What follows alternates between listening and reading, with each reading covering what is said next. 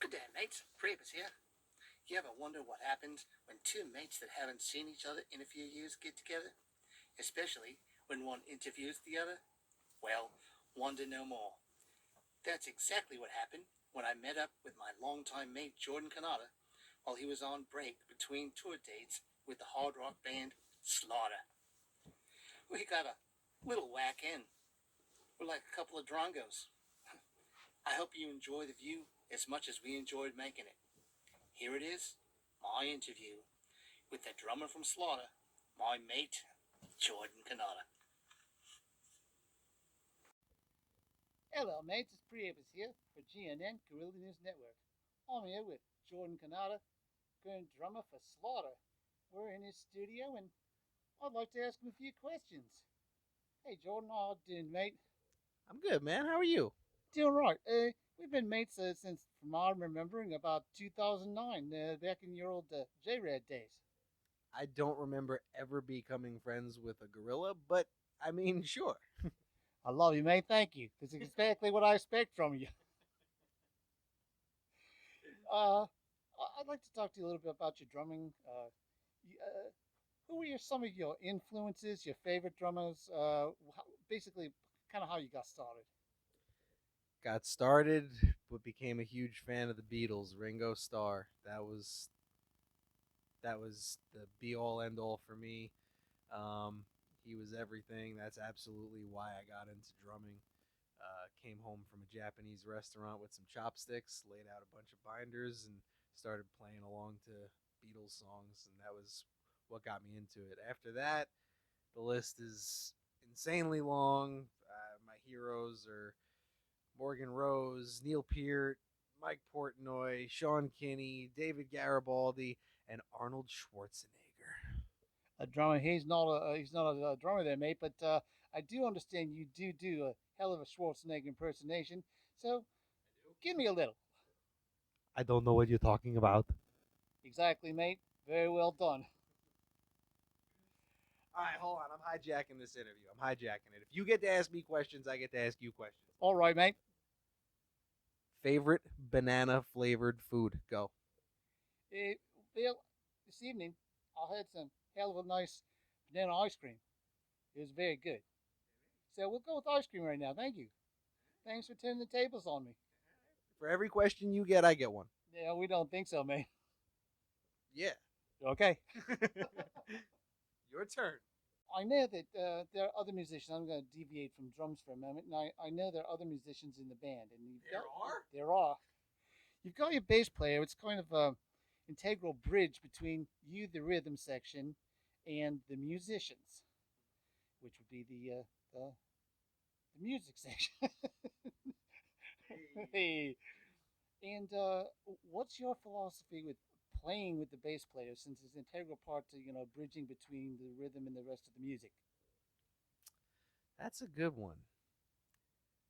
I can say that, in my career, most of the bands that I've played with were four-piece bands: one guitar, bass, drums, and vocal.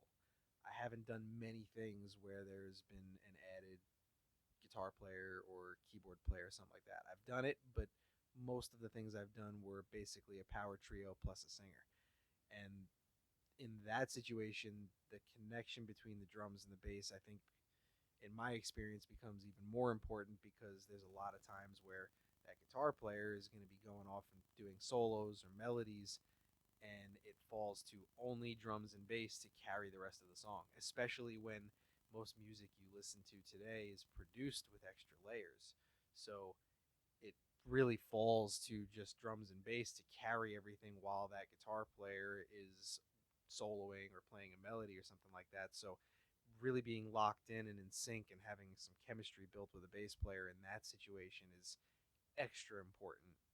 So that's kind of the thing that I've always really, really tried to make sure that I lock in rhythmically with a bass player, especially in those situations, because that's the situation where the bass and the drums they carry the whole tune, rather than when you're in the middle of like a verse or a chorus where everybody is carrying the song together. That's great, mate. Thank you so much. Um, you are currently with Slaughter. but you started somewhere. I know that when we met back 2009, which you've denied, you with your brother and your band, your band was a J-Rad. Uh, how do we connect the dots from J-Rad to Slaughter? Just a little brief history of the groups you've been with, and if you want to say along the way any fun, unusual anecdotes from the road, and if you don't want to, it's fine there too. I can connect the dots from every opportunity I've had, everything I've done in my career back to the original days of JRAD. That band, it was the first band that I formed with my brother, and we did it for many, many, many years. And we played so many shows with so many people that we just spent years networking and meeting people. And so every opportunity that I had along the way came from that. Um, After JRAD, I joined Adrenaline Mob, which I got the recommendation for that through the Twisted Sister Camp, who I met through JRAD, and then through people that I met um, while playing with Adrenaline Mob was how I met the guys from Tokyo Motor Fist, and the guys from Tokyo Motor Fist is how I met the guys in Slaughter. So it's just one of these things where just over time, playing and playing and playing and traveling and just meeting all these people and making friends with all of them, that kind of was the general roadmap to everything that I've been able to do over the course of my career. And it all absolutely stems back to just jamming with my brother and deciding to make a band and starting to play some shows. It all comes back to that 100%. That's great to hear, mate. Thank you so much. I know behind us you've got a hell of a collection of snare drums. I know that you can't play them all. Well, you may be able to play them all at once. A normal drummer can't play them all at once. Uh, I don't know. Do you? How frequently would you say you play any specific one? Do you have a favorite? Do you play? And when you go on the road, do you take them with you? And if you do, how many? What's your take on your snare collection? They all get used, absolutely. None of them are just sitting there for collector purposes. They're all getting used, mainly for recording purposes. Every one of them sounds a little different. Every one of them brings something different to the table. So when I'm recording for one artist, I might want a certain sound, or maybe even if I'm doing an album for the same band, different songs might want a different vibe, different kind of sound. So I will use. I could potentially use every one of them during recording sessions if I'm doing an entire album. You never know. As far as traveling goes, when I play with Slaughter, we usually fly, so usually there's gear waiting for me at the other end. So I don't usually bring snare drums out with me with Slaughter. However, if we do a long-winded bus tour instead of flying, I absolutely will bring snares with me, and I would probably bring three of them. I usually, when I travel with my own gear, I bring three, um, mainly just because I have to have backups on stage in case I break a snare head. So I'll typically bring three drums with me, and then if I'm on a long tour, I'll bring a bunch of different heads also, and I'll periodically change them from show to show so that I have fresh heads on everything, and I'll cycle through it all. But yeah, typically I wouldn't travel with more than three. That's good to know, mate. Thank you very much. I know a lot of people don't know like the ins and outs of what road life would be like, and maybe you've given them a little insight. Talking about others that may be thinking, what would you give? I had some bloke say to me, a question I'd like to ask is, what would you advice would you give your 18-year-old self? But since you were playing before 18, I'm going to augment that question. What advice would you give to an 18-year-old that wanted to do drumming? What advice would I give to an 18-year-old who wants to drum? The funny answer would be don't. But no, no. The best answer I could honestly give, and it's gonna sound cheesy and cliche, but I mean every word of it because it's true. Never forget why you got into it in the first place. It is so easy to get jaded by failure or success, by wanting to earn a living doing it, turning it into a job, not getting enough gigs, having more gigs than you can handle. It's so very easy to get frustrated on every single end of the spectrum. And if you forget how much you love music, that's when you kind of fall down that rabbit hole. You have to always remember that you got into this because you love it. I don't know anyone personally whose answer was, I decided to pick up drums when I was 18 because I wanted to make money. No, the answer is I wanted to play drums because I loved listening to this music. The drums caught my ear, and I just want to play. It makes me feel good. It makes other people feel good, and that's what keeps me going. So, and I've met a lot of people over the years who get frustrated with, I feel like I'm going at it for so long, and the gigs aren't coming in, or and it happens. Everybody goes through struggles. It's not something that happens overnight, but the fact of the matter is, whether you're playing to 10 people, 100 people, 10,000 people, or you're playing in your basement, it's about if you're enjoying it, if you love doing it. That's the thing that I would say, absolutely hands down, as cliche as it is make sure that you always love doing it and don't forget why you got started. Sound advice, and I always thought it was about the Sheilas getting a little tail, but maybe I'm wrong. I mean, that's a bonus. Just one or two more things here. I know it's my turn. That's right, I forgot. All right. I was supposed to ask a lot of questions. I gave you the time, and now it's my turn. I don't get to do interviews with gorillas very often, so You got it, mate. Hit me. All right. One more food one. You got it. Okay. Take bananas off the table. Coconuts. What's the favorite? Which one? One. You got to put the lime in the coconut. But what if you could only have one? Oh, man, coconut. Coconut it is. Okay, we're going with coconut. Okay. And one more. Okay, one more. Okay. What does a gorilla like to do in their free time? You see, when you interview, you're supposed to put the mic towards them so people can hear what they're saying. I'm usually not the one doing that, so I'm not used to it. And That's why I'm coaching you here. I'm coaching you here, okay? I like it. Okay, so I got to go back and forth, back. Back and forth, back. Okay, so now I ask the question again. What does a gorilla do in his free time? What is it? What do you like to do in your free time when you're not interviewing people like me who no one cares about? Man, people care about you. Well, I care about you. Yeah, my parents care about me, but you just I'm not a people. I hang around and I swing a lot. uh, you'll have to elaborate on that. No, I don't. Okay, your turn.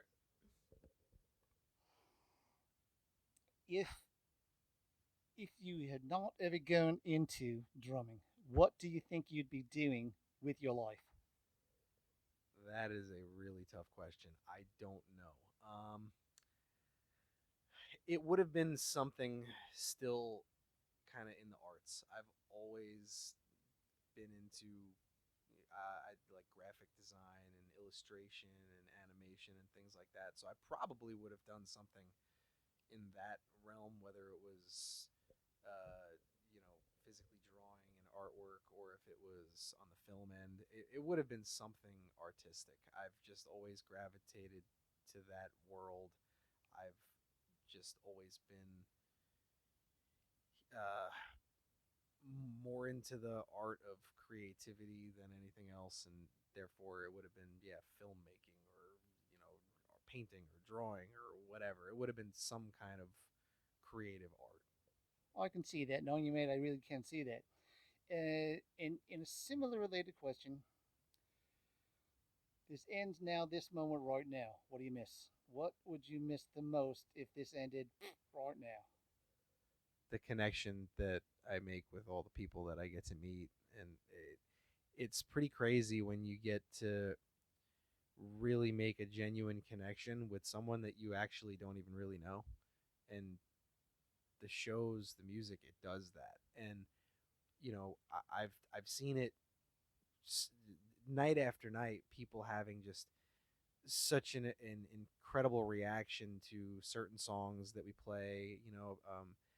Especially like with Slaughter. I mean, people have such a deep connection to the song "Fly to the Angels." It hits home with so many people, and to be a small part of that now, and to see it night after night, and to see how like people get inspired just by what we're doing. It's a deeper connection than I ever probably would have imagined when I first started drumming. I never would have really been able to kind of fathom that. But at the same time, I should have, because that's why I got into it, because music had that kind of effect on me. It was the music having that effect on me, and me developing such a love for all of my heroes is why I got into it. And so when you make that connection with just one person, it's the craziest feeling.